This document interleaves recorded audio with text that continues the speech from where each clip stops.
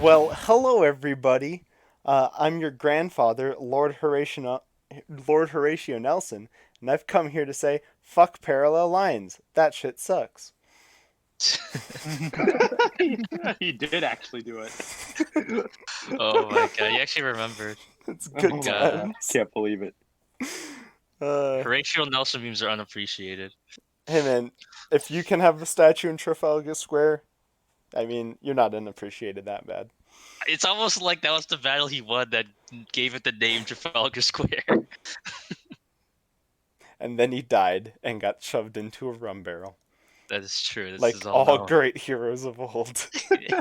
Yes. They shoved him into a rum barrel to preserve his body while it was at sea. Hell yeah. Gotta have those preservatives. Apparently, his last line involved something about one of the crewmates kissing him or something like that. Was it female? It was a male. Hot. There were many question marks in the British crew when that happened. So how's everybody doing? Hanging in there. Feeling like Same. Yeah. It's kind of hanging in there. Hoping for a job soon. I applied somewhere and had a video interview last week Oh, and hoping for a job offer. where'd you apply to? sometime soon. Since we're recording, I'm not gonna. Oh, say I got you. Yeah. Okay. Sorry about just that. just No, it's cool. make up a fake name, like McSwankies. There, McSwankies. Done. Yeah. Just say Chuck E. Cheese.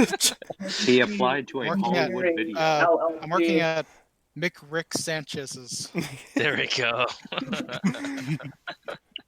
I like a Hollywood video better. He's working at a Hollywood video. So how was Yeah. the interview process? Doing it all online with the video and stuff. Is it weird? Yeah, it's a little weird, but not entirely weird because I guess I've been doing video / audio con calls for like 6 months now. Mm. Did you Or wear Do you have to pants? wear a mask? Yeah. Yeah. What about a mask? What? Yeah. Did you wear a Sorry. mask? Oh, mask. No. No. No, I showed my face. Pants on, mask off. The way God intended. First, I wore some black sweatpants though. Hmm.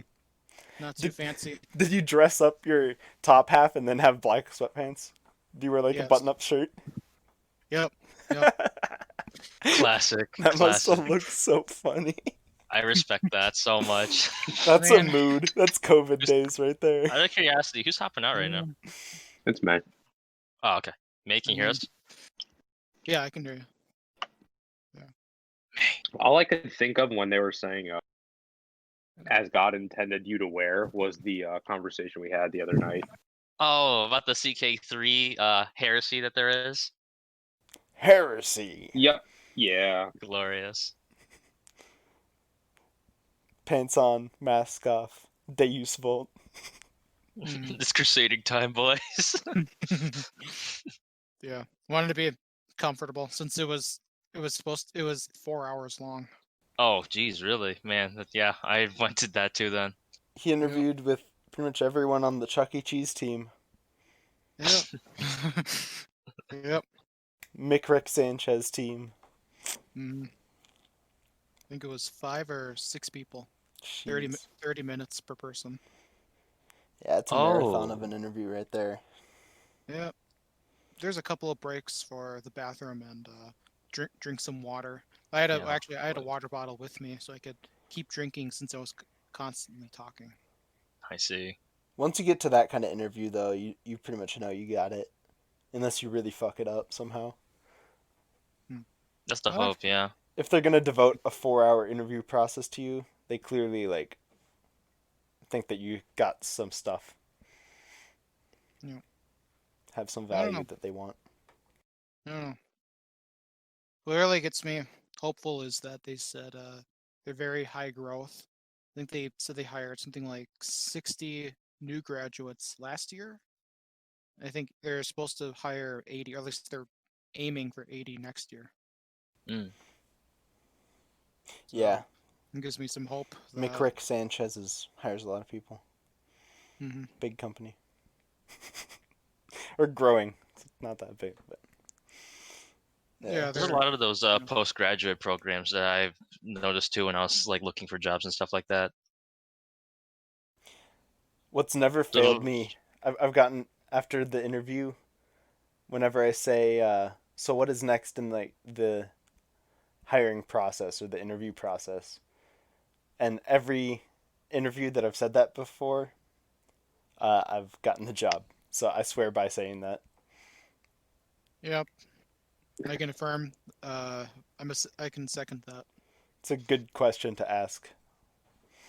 Yeah, or at the very least, ask when can I around what time frame can I expect a response either way.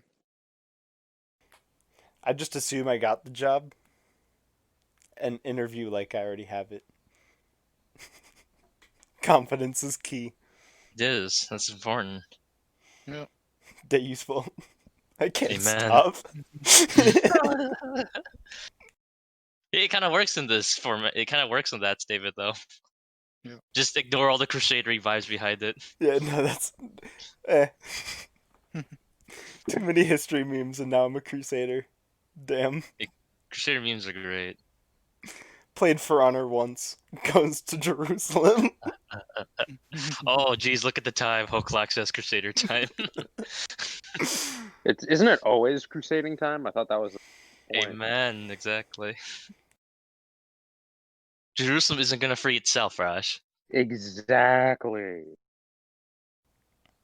We gotta tap into your inner, I don't know, Christianity and take back the Holy Land. Exactly. Man, I really do hope you get it though. That'd be awesome. Yeah, I hope I get it. Yeah. Gosh. What's really great is it looks like I would be able to work from home, Oh, that's amazing. at least for now. Yeah. Yeah, it's a rough market out there right now. Yeah. Especially Yup. if you're not a essential worker. I guess it's gotten better than it was a few months ago, but it's still a little rough for sure. Companies are definitely doing their best to adapt from what it seems like. They have incentive to adapt. Definitely. Luckily, Matt and I are in a field that is good at rolling with the times. Engineering can keep up pretty well, especially All electrical. All ye people with jobs. Ha! You have a job. I do not have a You well, teach people coding, but even I though don't you know. don't code. Oh no. Welcome to get some graduate. kind of I assume you get a stipend from TAing. Yeah, I get a stipend. Yep. Yeah. So if anyone ever wonders why their TA is not the greatest and like doesn't know as much as they think they should know, they probably found out that they're teaching something that they have no idea or never have done before, like a month previously. So they're just like winging it like everyone else. It's like, Yeah, don't worry, I'm just as lost as you are. I feel like Yeah, that's you everyone when you get out of your It is. when you Yeah, get out of it your is. undergrad, you get into whatever kind of job, and it's like, wow, I have no idea what I'm doing still. The undergrads expect me to know everything. It's like, dude, Just ignore the warning. Just keep going. Just ignore the warning. Fine. Don't even worry about it. What was that, Matt? It's, dude, I just graduated like 6 months ago or something like that. Yeah, right. I wonder if that's just what life is in general. Like after I get done with work and I move on to something else, if I'm gonna be like, wow, I'm still completely lost and have no idea what I'm doing. I feel like that's just life, honestly, dude. It moves very fast, honestly. Yeah, I've accepted that feeling. I had this mentality that I should feel like I have my life together by 25. And I'm like, you know what? Nobody knows what the fuck they're doing. This year proved that.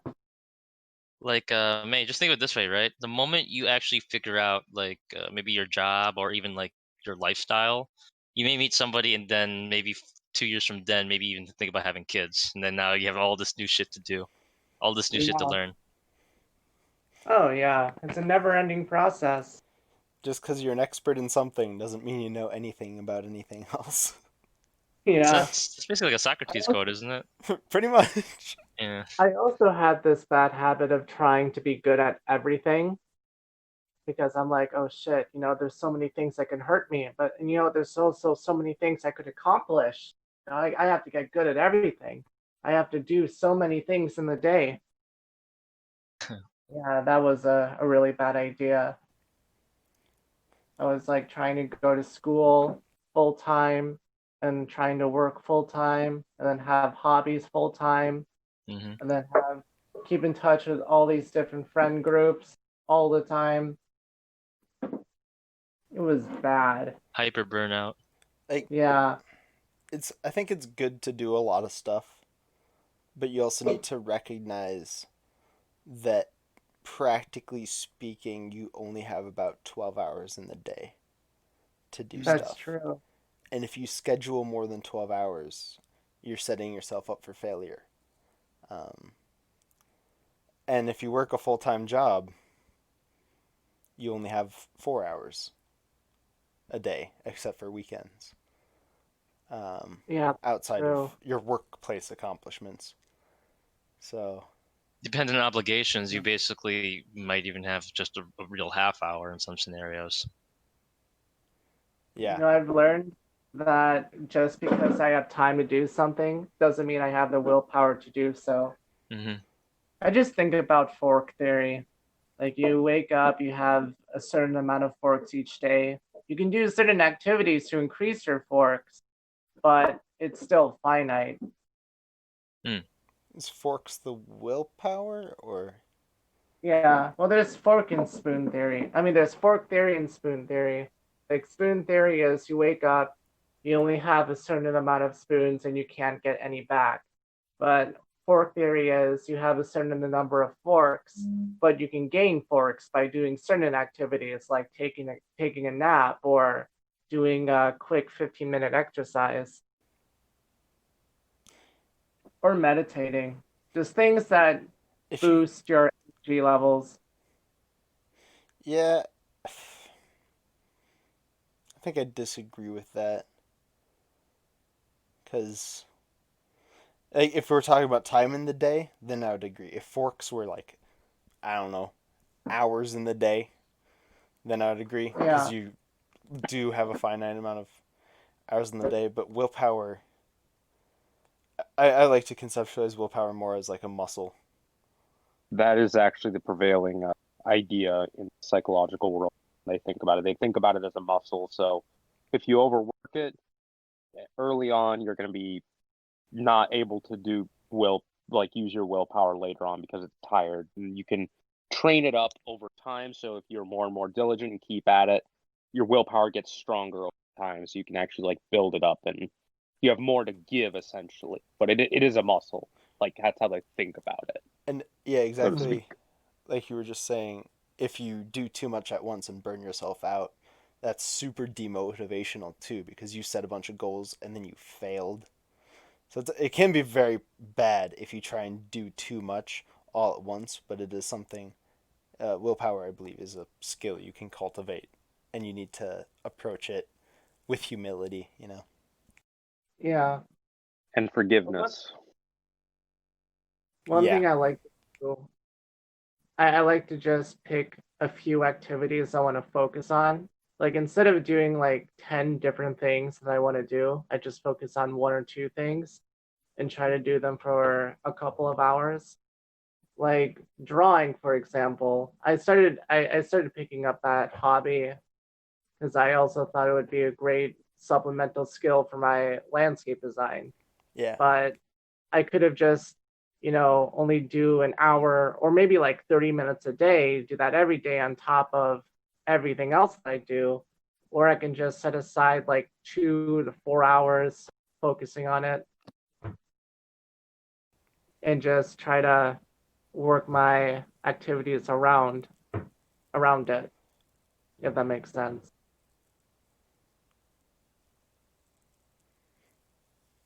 Makes sense to me. Yeah.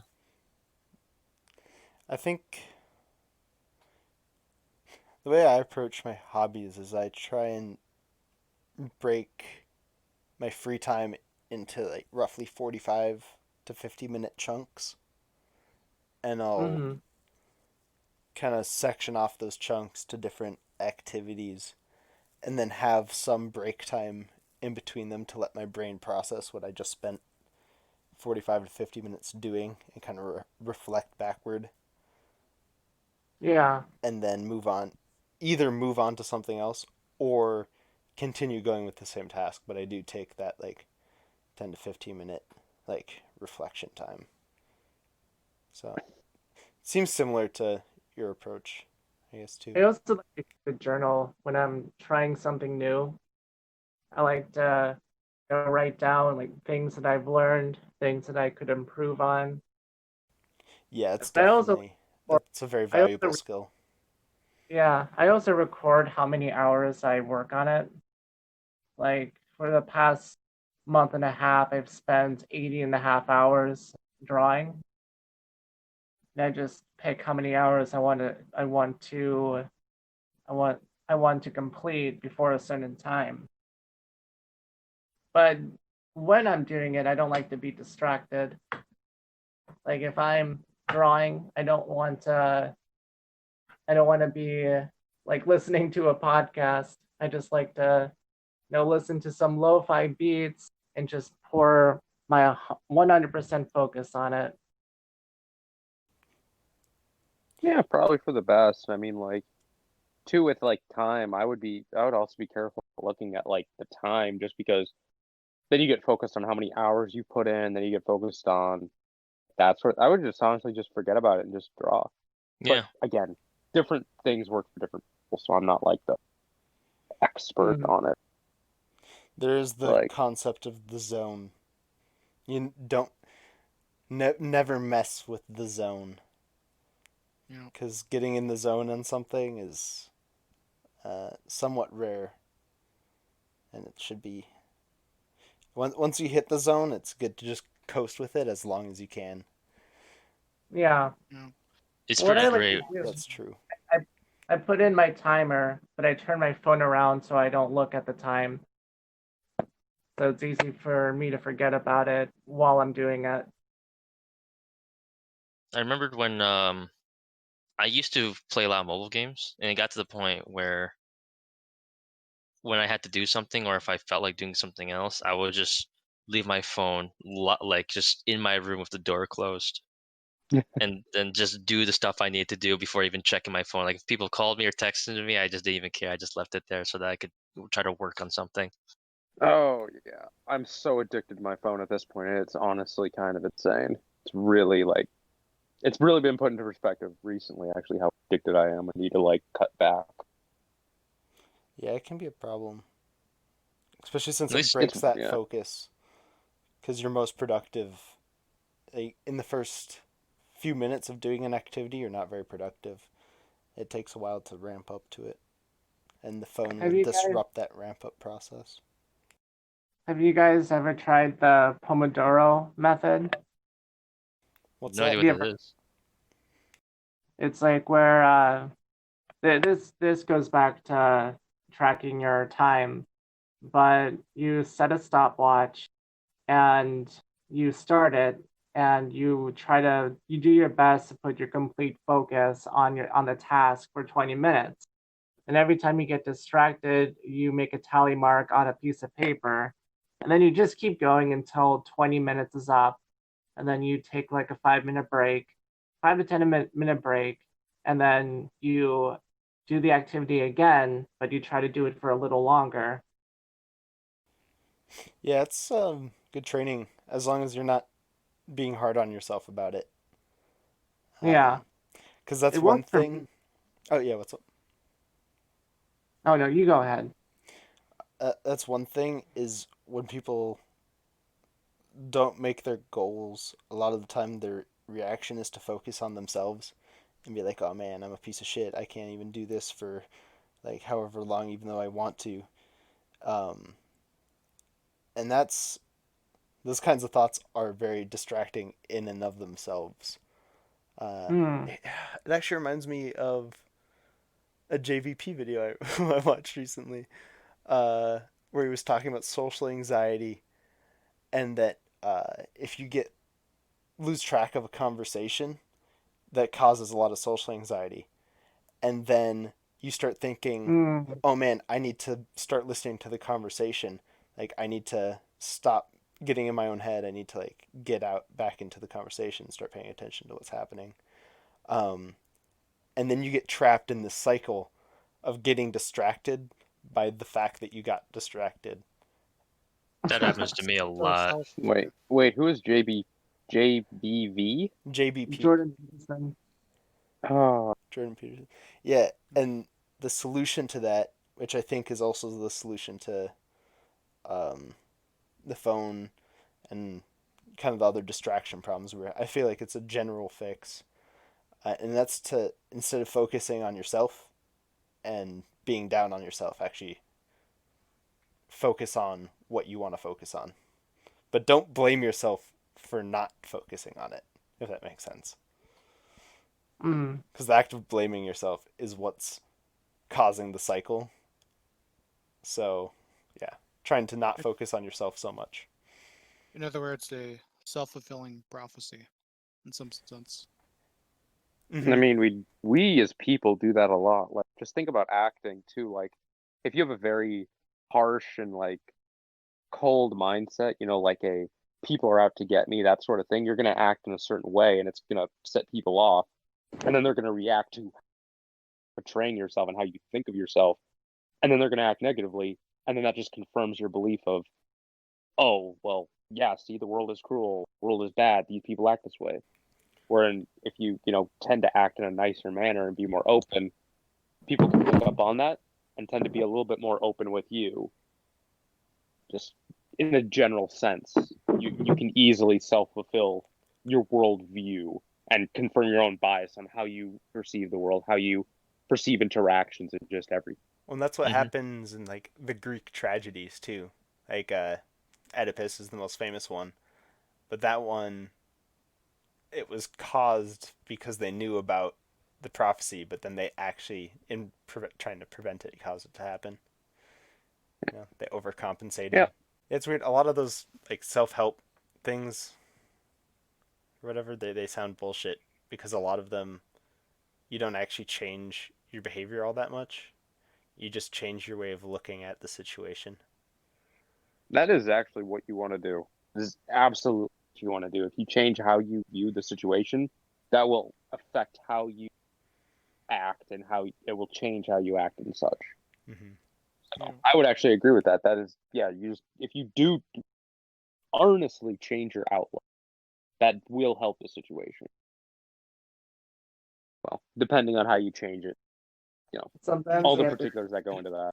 It gives you You the also have to potential to do change it. your lifestyle, like not only the way you look at things, but the way you, um, like the kind of activities you decide to do every day, and the kind of values you commit to. Mm-hmm. Matt, what were you I about mean, to say? I I forget. Oh, that's fine. do you have to change like your values stuff to change? I guess I mean, sometimes. I don't think that's necessary. Hmm. You can You change your can do it. values, and that will change Yeah, you. But there's other ways of changing your yeah. own uh, way of being.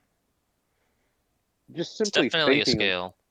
yeah, just simply thinking differently about the situation and stuff is enough to Reframing, really. the ability to reframe is just extremely powerful, not only in terms of like personal, like mental health, but also in like seeing other people's points of view, even if you don't agree with it, being able to reframe a situation like that. I mean, Understanding what I'm motivations and stuff. Reframing is generally Sorry, that was a tangent. What's up, Raj? I mean, all it is if you want to like better yourself, you don't have to go to extremes. That's all I'm getting at. You don't need to do extreme steps if you want to better yourself, and you probably shouldn't do that. That will No, you're probably unlikely backfire. to stick with it. Yeah, You gotta just start. You gotta little start things. small. Yeah, you gotta start small and realistic things that you can change. Realistically, stick with that and until it becomes a habit. You don't have to think about doing it anymore. Then you change the next small thing, and then the next to the next to the next. And over the Yeah. time, that will more than likely change your value structure.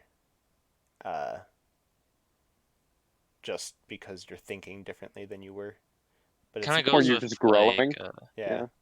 kind of goes with showing affection too. I know this is a random topic, but it's true. Like people always think that like you have to do these grandiose moves to show people that you care about them, or something like that. Like we have that mindset probably from like rom-coms or something, where like they like Oh have to god, do yeah. something like super romantic or something.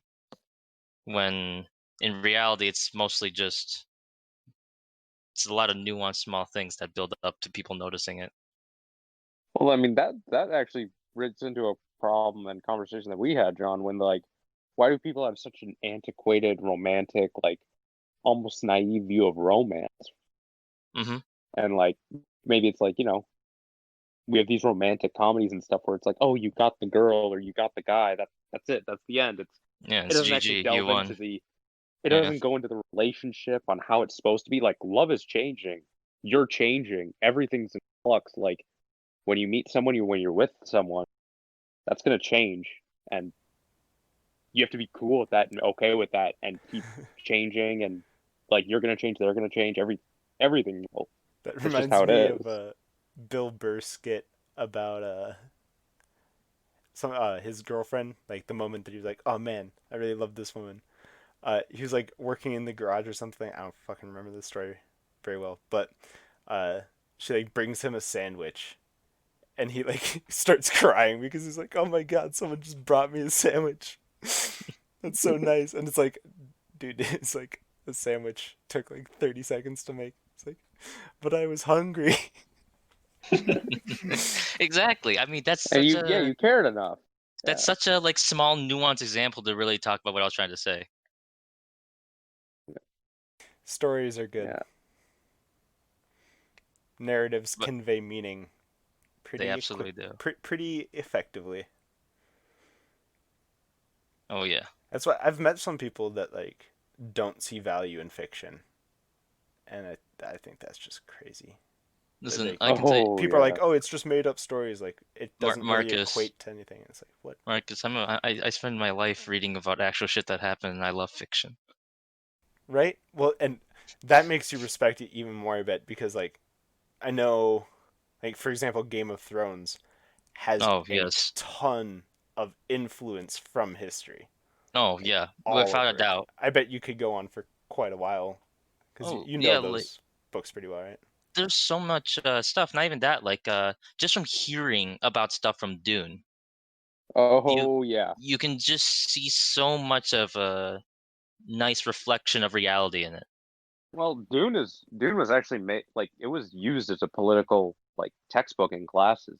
Really Really, good at teaching politics. It's really good I can at just easily like see that. understanding politics. And Yeah, then I can see that. foundation is like war.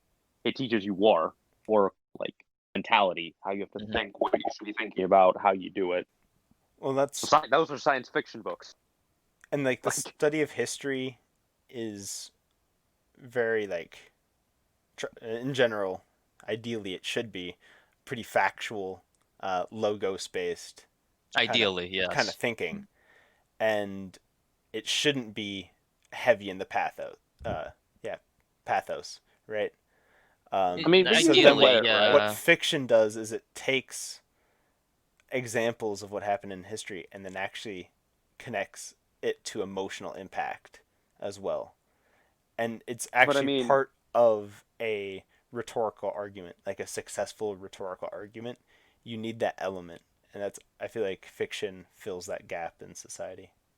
Hmm. history can't be like purely logical because like you're looking at history and it's like, oh, well, you lived through it, but like mostly like looking at history, you read records. Like John reads a bunch of records, and then you have to that's what I was interpret. gonna Hey, come on to. yeah, like it's the same Yeah. thing with philosophy. It's like, hey, Socrates wrote this. No, he didn't write this. Plato wrote it. So how do we know if he even said this? How do we know if this is really what it is? The translations are right. Did they flub things? Did they make nuances? Did they just exaggerate things? Like, we don't know. That's It's the just like, scary part about it, Marcus, is because, like, ideally speaking, we want to assume that all the stuff we're reading is just simply stuff that happened. But then the problem becomes documentation. Like, where did this actually come from? Like, who wrote this stuff? Or, like, even worse, did they actually write it? oh, John, Yeah, just the emperors of Rome and like the wives sleeping around it Yeah, of the exactly. emperors Like, of Rome. that's a That's a really good great example. Yeah, because, like, you may actually have hit this point, and maybe in the Roman history podcast, Marcus. Have they made fun of people's wives yet? they were just making fun of Caesar's wife. Yeah, like, kind of And he like, was like, I don't even know if she slept around, but I need to get rid of her now because, just because she was criticized at all, even if it yeah, wasn't like, true. He's like, oh, that's has he bad. brought up how, like, typically speaking, they make fun of the wives to, like, criticize the political figure? Um, not so much. He brought that up a bit with Caesar. Okay. You should just explain that, John. Like, please. So, like, from what I remember, and this comes from the History of Rome podcast, so please correct me if you continue watching it and I'm wrong. But it was that, like, Roman politicians had, like, a habit of criticizing, like, your wives or your daughters or even your children as being, like, degenerates, or just being, like, people who sleep around, as a means of saying, like, oh, you're master of your household, yet you can't even get your own children to listen to your commands or be upstanding citizens. Like, that was, like, the criticism. So, like, for example, like I think this is how it goes. If you're, you know, did people actually sleep around? So, like, oh, this woman is known as a harlot back in the day. Did she actually, or was it just a rumor that someone spread to attack the Yeah, Caesar or the emperor, whatever? yeah, Like, how exactly. do we know that stuff? Like, is it actually is it genuinely true, or is it political criticism? And then we just read it as such, that it's, oh yeah, this lady slept around. And then, yeah, so that's why, like, I don't know, historical interpretation is cool because it just keeps changing. But then the thing that gets scary is sometimes something that we see as kind of like normal can be interpreted in a very different way, and that Because can lead to some very serious problems. like what's normal to us is probably foreign to other people. What's normal to them, so like they probably have different views and like all sorts of stuff.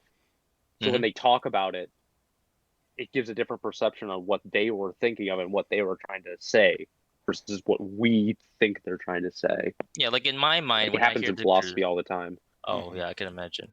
Like, in Oh, my yeah. mind, right? When I think Crusades, Raj, I just think, oh, the shit that happened in the Middle Ages where we tried to take back Jerusalem. But Yeah. then to other people, that could be seen as genuine attempts, or like first attempts of Western Europe to come back to the Middle East, or like imperialism, or even like they may even see it as like they may only see them as war criminals too, and just see it as Mhm. like some horrific, grotesque actions by only Catholics or by only Muslims. Yeah. Like Saladin. I remember I was watching a clip from Heavenly Kingdom, and I look in the comments, and you see all these comments where people are just saying, like, "Oh man, what a great man! One of like the finest, like a lot of people just writing stuff like finest Muslim figures. I kind of wish I learned more about him in school and stuff like that." And then some guy in the same comment chain just goes, "What do you mean, some filthy Muslim warlord, or like war criminal?" Like, it's just stuff like that. Oh, yeah. And you see it on both Interpretations. sides. Yeah. Constantly. Anyway, that was my tangent. Yeah. Yeah, I guess I was talking more on the level of ideals, like for what I think the roles would be. But yeah, there's definitely not. There's definitely some bad, not necessarily bad, but Problems to emotionally overcome. charged That's the historical apt word. analysis. Yeah, that's the out apt there. term to use. Emotionally charged historical analysis. Yeah. which is I don't Definitely. think that's the ideal approach, but it's hard to say. It's And another thing complicated. is it's hard not to get emotionally invested in some of that stuff, especially the more recent history. Oh yeah, that's exactly why you don't really want to look at historical interpretation until it's many years down the line. Otherwise, you may get far too much. I mean, it's still important to read those because then you get personal accounts. But then bias has to be taken into account in a very serious way for anything, honestly, but especially for stuff if the person's living through it, which is actually another thing that I haven't brought up. Yeah, bias is very important to look around at. Or applying. Bias is prevalent like everywhere, even in like academia. Oh, easily. It's really, in fact, I would say it's really bad in some of like the soft sciences. It's pretty egregious how pervasive some of those biases just are. Mm-hmm. I'm with you there. Yeah, and like another thing is applying modern values or even modern definitions of words to writings of like historical figures and stuff, like primary sources, Mm-hmm. and bringing our own. Oh, Like, that happens often. Yeah. yeah, there's something with Columbus. Oh, gosh. Yeah, where he said apparently something about uh, his first contact with the South American people. He Mm-hmm. said something about them making good servants in the future or something like that. I might be getting the word wrong, but that was like during the time where there was still monarchy in. Fuck, I don't know this well enough. I mean, like, servant could be interpreted as like a civil servant or just like servant of the king, as in like you're a And citizen. I think that's what. I don't know. I was fucking reading this article, so it could be complete bullshit. But It could be, yeah. I that's I guess just an example. I'm not sure if it's a good example, I mean, but what you just said that you're like you read probably on the picking internet up. actually Yeah. brings up another good example, Marcus, because um, people don't really like people don't double check sometimes the historical messages people are implying from something. So people can just mess around with stuff, and like it's really easy for people to get away with it. Mm-hmm. Because, like you said, it's so loose in and a lot of history is emotionally charged, like a lot is, Yeah. and unfortunately, it's kind of needed to kind of like develop the history correctly. I feel like in some cases, Well, and to get because people to notice. yeah, for people to like understand it, because it is talking about a nation's or even like an area's past, Mm-hmm. but like But then it you get is, people yeah. that are applying spins to stuff and just making shit up, and that's what Hmm. Well, they have I feel like. agendas. What people hope the result of getting people emotionally charged is going to be. People hope that it will make them care more and get like more invested and try and dig deeper. And I think what it a lot of times actually does is get people to start making up bullshit. We want to hope that their means are only to get people more involved in history. That's the hope, Uh, but that's never really the case. people have agendas and Yeah. they want stuff. If they're bringing up things, usually if you're bringing up I if feel the like layman is bringing up the historical stuff and like saying this stuff, they're usually trying to point, and it's usually their point. I don't know how to get people interested in history if they're not already. I'm not convinced that making it emotionally charged or like adding emotional commentary into it is the best way. I know Because that's the then you weird get part. reactionaries, you know? It's hard for me to explain this. Because I have this thought in my head, right, about what I mean by emotionally charged, but I feel like I'm not conveying it correctly. Because like I understand what you're saying. Like I feel Mm-hmm. like for the most part, I don't let my I do my best to not let my own personal opinions about something that happened affect it. I just try to use it to understand bias or to kind of like get my own personal touch with it. But like the way the history develops, it's not really possible without some semblance of like feeling or emotion in the works that's happening. Mm-hmm. I don't know how to explain that part though, because like I know what you're saying. Because like the moment that takes precedence over just trying to learn history, Well, you don't want then history to be dry either, because it's not dry. It's Yeah, that's what extremely I'm trying. interesting. Yeah. Like the history of Rome. Like he does it Yeah. super well. He makes it hmm interesting to listen to, but at the same time, he keeps it pretty down to the facts. Yeah, but like he builds a narrative. Yeah. It's almost as if it's like a small story, or that it is a story. It is a story, Mm-hmm. and like, So there's your answer then. You want people, if you want to get people interested in history, I don't know, maybe start when they're in elementary school and stuff, and have people who are passionate about the subject, because that's what I'm hearing about this Rome guy. mhm. He's passionate about a subject. Have someone who is passionate about the subject and delivers it in a way that's trying to be objective as possible and trying to say, oh well, we don't maybe know this, but this is what we believe it is, and try to be as upfront as possible. But he himself, the person delivering it, passionate just about the subject, passionate about delivering it. Because I know a lot of people, quite a few people in the teaching world, they do history because it's seen as, a little bit easier than trying to get a math teaching degree or something like that. So they're passionate about teaching, they're not passionate about history. And then boom. And maybe, yeah, the passion about history, having someone teach who's passionate about their subject, that Raj, may help. that's an example of reframing a discussion right there. Because we were talking about how to be, we were talking about emotionally charged history, and we were like, oh, we don't like that. How do we get people to become like emotionally invested and like care about history? You reframed it and be like, well, you need someone who's naturally passionate about it to kind of spread that passion around a bit, I think is what you're saying. Yeah, So, and I mean, Uh, it's more interesting to people who are passionate. It's more fun. It's not like, oh, I don't care. It's just I'm teaching it because I have to. so boom, bam. Why do I care then? You reframed. Exactly. You If you reframed the don't care, why do conversation. I?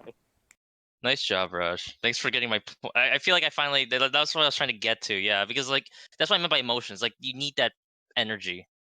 Yeah, you need passion. Even in the You need. documentation, you kind of need it. Like outside of a, that part's the hardest part to explain. Like, Well, maybe passion for taking the documentation. No, passionate for getting everything down. Because if you have someone who's just doing it as their job, they're not going to get all the facts down.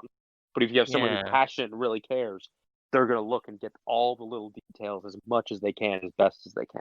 like the most interesting stuff that I read, that I've had to read for stuff, has always been like the stuff that really sticks with you is the personal documentation. Like somebody just writing about it, like in a journal or something. Hmm. And that's kind of what I mean by emotion. So I know. all I'm hearing from this is we just need to be passionate. Do something you're passionate about. Yes, please do. Find something you love. Find something. Don't try and just be an engineer because it makes money. Be passionate and do that. You'll get a midlife crisis, and it's gonna be one hell of an uphill battle from there. And if you're passionate about modern situations, don't try and spin narratives using by making up stuff through history. Oh god, that shit To, triggers to me. meet You your you need, I mean, you need history. The history is the good foundation for it, but like yeah, don't when you spin shit. manipulate, yeah, when you manipulate to a point where it doesn't even matter what you're talking about, you might as well just make up stories. Or a better example than Columbus that I actually know. I actually know this one's not bullshit. I feel bad about the Columbus. Okay, anyway, so Darwin, right? hmm The term social Darwinism was a Yep. spin on Darwin's shit made by people in Nazi Germany, and they were trying We to just had this conversation, John. they were Yeah, trying we to actually. apply Darwin's theory of evolution into social situations and like, oh, some people are just not as good. They are gonna die, and we need to just let them die to make the human race better.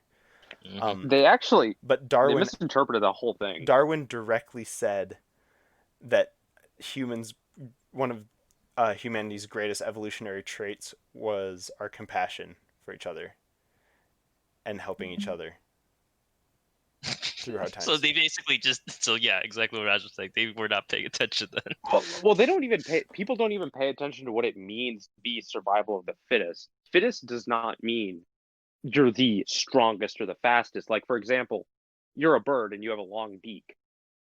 You happen to be in a place where that long beak is very beneficial to getting food. But if you're in a different place, that long beak doesn't help you. You die off. Fittest is the fittest for your environment. So it's really your survival of the luckiest who happen to be the fittest for that environment, and so you propagate it. So if you want to be social Darwinist about it, you're not the strongest. You just happen to be the lucky and be perfect for your environment. And John brought this. Mm-hmm. Hey, if you're an academic in the United States and you have people who have money and your parents have money and they can hire tutors and put you in, you're going to thrive. If you're in the middle of a child soldier civil war fighting in Africa and all of a sudden you're 9 years old getting a gun, maybe you're not going to thrive so well.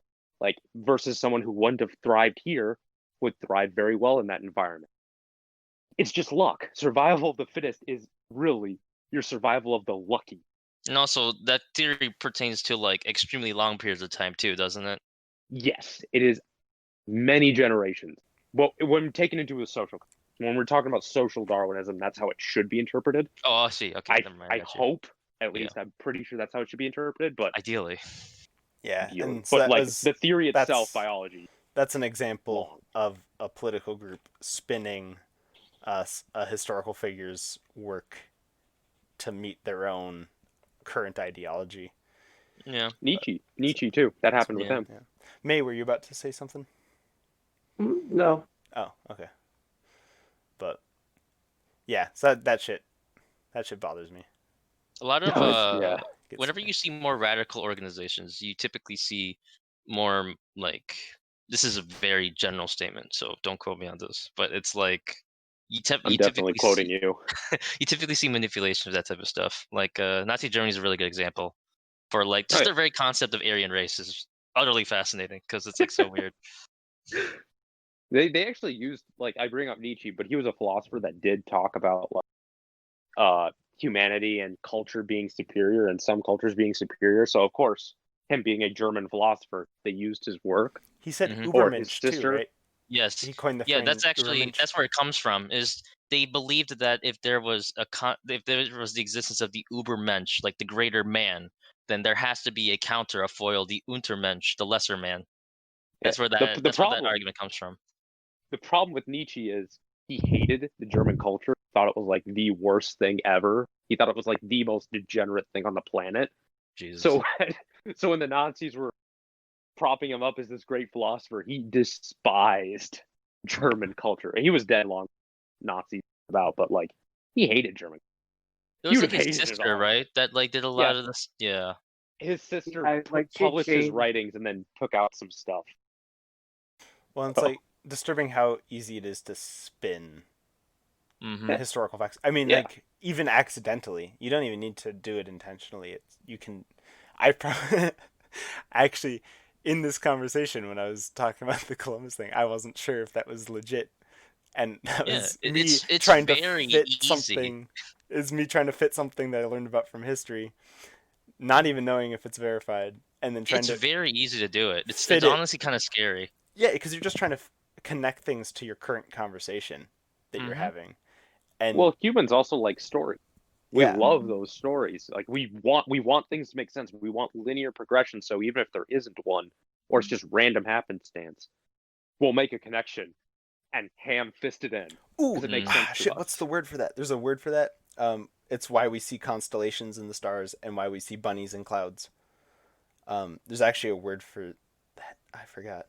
Damn, you should Keep like going. I'm figure it gonna- out because I want to know it. Yeah, it's really cool. You guys keep going. That was it. That's all I had to say. I mean, like I have another The atoms were personal, non-existent. like just yesterday, right? Apophenia? Apophenia? Yes. Yep. Nice job, Matt. Just Googled it. Hey, you still I Googled recognizing fake patterns. Yep. Yep. Apophenia, and we're That- humans are super good at doing that. Yeah, that is the also Rorschach test and the ink blot test. Mhm, yeah. That's what it also tests. We're like See. built to do it well, and I'm not sure why. But Yeah. no, like See- that's why we're horrible at probability. If you look at humanity as a whole and like look at how we look at the world and stuff, we are god awful at probability. If you ever wonder why you're probability, you're not made to do it. There's very few people who are made to do it. Most people just have to like train themselves to understand it and see it. And even then they make mistakes. It's not intuitive for sure. It is definitely not intuitive. It's like, here's a good example. I'll give you a quick story on just something. Real quick, Suppose Matt, were you about to do something? I was about to say kind of the same thing that Raj was saying. Oh, cool. But especially that the casinos exploit that fact to exploit our ignorance and our suckiness at probability to make probability, profits. Yeah. Because they hire the probability people, and they know. Like what Matt is referring to is the idea that if you lose, you have a higher chance on the next roll of winning, which is not true. You have the same chance, so that's why people lose money. Your chances do not get better each time you fail; they stay the same. Oh, which for some reason is not intuitive, even though it kind of is. But your initial reaction is, if you have like an 80% chance of winning and you lost like 20 times in a row, you're like, I'm definitely going to win next time. Like, there's no way I don't win next time. Yet, you still have a 20% chance of losing. Reality's like, fuck you. Yeah. Reality doesn't give a shit. Yeah, probability is very, very finicky. Yeah. About that. I think the most mysterious thing, I think it's the hardest for people to wrap their minds around, is even though you can't predict any individual outcome, you can still predict a very, very large amount of outcomes. What will happen? Yes. Does that make sense? Yeah. Statistics is built off of generalization. You can do individual stuff, but like you can do regression analysis and stuff for individual. But when you do that, there's a 1/n that makes your intervals and stuff smaller, so you're more accurate. When n is 1, there's only one person. You don't have that buffer anymore. Your interval is very, very large. So for example, if I'm predicting the price of houses, if I'm talking about a general amount of houses, like the houses with these specific conditions that I wanted to predict, I don't care what they are, I can get a very small confidence interval because I'm looking at the general population of houses that meet this criteria. Versus if I say, I want to know this particular house, this single house, you can get some massive intervals, like it's anywhere from here to here. I don't know what to tell you, dude. Like, there's not much. Oh, it's statistics needs to be used properly, and just like history. Yeah, and again, that why people misuse it and stuff. A, it's unintuitive, but B, it's everywhere. So you hear like, oh, 79 cents on the dollar, or this statistic, and it's like, no, these people have no idea what they're talking about. You can't say this stuff. You can't do this. These are what else awful. Is up on the list? History, statistics, I guess all of the sciences, especially biology. Oh, psychology too. Now that I think about it, they're all just like they're taken by pop political figures or pop. Psychology's abused to hell. Yeah, political pundits. That's the term. All of those fields are just abused by political pundits. Just abused. I can tell you from personal, from experience of what I've seen. We've learned this stuff, we've proven things, and then yet psychologists are sometimes quite bad about they don't even do their own subject. Like you would expect like a statistician to understand probability or still to know it. Maybe like other people don't. But even in the population of psychologists, they may not know it. Like it is so weird that way. Psychology really gets abused by even its own practitioners. And pretty much any field that gets touched by a policy instantly becomes like a target for a shit ton of misinformation. Like engineering always gets hit with a bunch of misinformation when you talk about climate change. Yep. Honestly, by both sides too. Definitely the climate change deniers are more egregious because they straight up need to deny. But climate change activists definitely have a tendency, like political pundits have a tendency to over exaggerate shit, and they're like, in the next 2 years, there will be no more Venice. In the next 2 years, the hurricanes will be so large that just like, and so in fairness, a lot of the times they take those from models that people have made, but they're like the worst fucking case models. Also, Like models, the fringe. you cannot trust a model nearly as much as you would like to think. Like some models, when you're talking about like physics models that are very, very precise and stuff, it's a little bit better and it's fairly accurate because they just build it to be the most accurate as they can. But like you're talking about weather and stuff, that is a chaotic system. Oh, There's a lot of variation that can go in there. You can get so much, like 3 weeks out, if you're trying to predict weather, like with just it's chaos theory, it just turns into a nightmare to try and predict anything. It just literally, the term is chaos because there's no way you can predict it. Certain ways out. What Raj is talking about here is, for anyone that doesn't know, chaos theory is that in any physical system, even if you have the laws that govern that system are completely deterministic, in the sense that the initial conditions completely determine what will happen, even if you change one initial condition just a little bit, then after a finite amount of time, you'll have the trajectory will be completely different than what you started off with. Oh, to the point where it, like, that's a great way of putting it. To the point where Non-linear. it doesn't even. No, it's linear. It can be linear. But non-linear differential equations are a hallmark of that, right? Yeah, they are partial differential equations. But like with what Matt was saying, if you change one little bit, it looks so different that you wouldn't even guess it's the same system. You would think there were two completely different things, and yet they come from the same equation. It's that startling. Yeah, the initial conditions are changed just a little bit. Yeah, that's the definition of chaos theory. If the system is very cognizant to changes in initial conditions, and it is a system that changes over time. Yep, I think it's Founder. I forget who. Summarized it. Yeah, summarized it greatly as chaos theory, when the perfect present perfectly determines the future, but the approximate present does not approximately determine the future. Yeah. Yeah, I like that. That's concise as hell.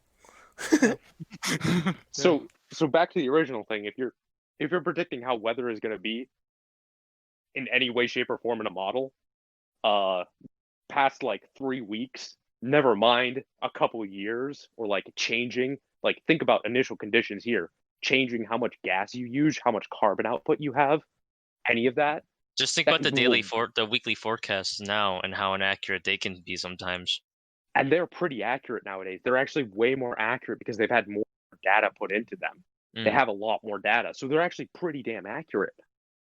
Past about 2 weeks, with initial conditions changing, with all this stuff, with all these variables, you can't predict anything. I can literally say, hey, there's the same probability of like us turning into a desert, the entire world turning into a desert, as it is turning into a glacier. Like they're about the same probability at this point, because there's so many possibilities. It's just impossible. We got to be careful though. We got to make a distinction between weather and climate. Yes. And climate, trends, models and trends. Yeah. Yeah. But climate, from my understanding at least, is sort of the average of weather across the entire globe. For example, the average temperature of the surface ocean, that we can predict that very well. It's pretty stable, at least if you put aside the in the pre-modern era. In coding terms, you could say it's an abstraction above weather. Yeah, if we monitor that temperature over time, we know that it's going up at I don't know if it's a fairly constant rate. I haven't seen the data firsthand. And again, we're back to the statistics thing on, hey, single things are very difficult to predict. But if it's general and there's a lot of data points, climate versus weather, trends are... It's more easy. Trends greater than models is what I'm hearing right now. Yeah. The deniers capitalize that very well with trying to convince you that the models, the quote unquote models that the researchers have developed are in that weather boat where we can't make any predictions at all. Everything everything is uncertain, blah blah blah. Yeah, and again, too, models have their own like restrictions too. Like if you're looking at, like COVID predicting models, they've got their limitations. So like if you see a model and it looks odd or something, it might be because of that limitation. And if you understand that limitation, you can understand how that model may have come to the answer it did, and say like, okay, that's a little bit off, or should be a little bit different here. Like you have to, if you're going to make a claim about a model, have to understand the model. And most people, like politicians, regular people, they have no idea even what model they're talking about, let alone can make a claim about it and talk about how it will actually happen. I hate people talking about COVID models because they have no idea even what the model is. Yeah, the nice thing about climate change is that to some extent we have a pretty good way of showing causality in at least some of the steps. We know we have data. We know what. Yeah, it's just physics. When we actually, we can analyze it using physics, like Matt was saying. We can actually see the causal relationship, let alone just correlative evidence. But we actually have causal. We've proven causation in some of this. We don't have data points for COVID. Really, we don't have good ones. It's still on the ground. It's modeling people, which is a lot harder to do than physics. Like if you're looking at the correlation stuff in physics, if it's not 99.99% correlated, physicists are annoyed with you and they say it's worthless. If you're looking at like 50% correlated in the world of humans, that's a pretty good correlation. You're happy with that. There's a big difference being able to predict humans versus physical systems. Unfortunately, I think it is about that time of night. All right. But thanks for tuning in, everyone, and I hope you have a great night. Bye. Hope Bye. you learned something. Till next time.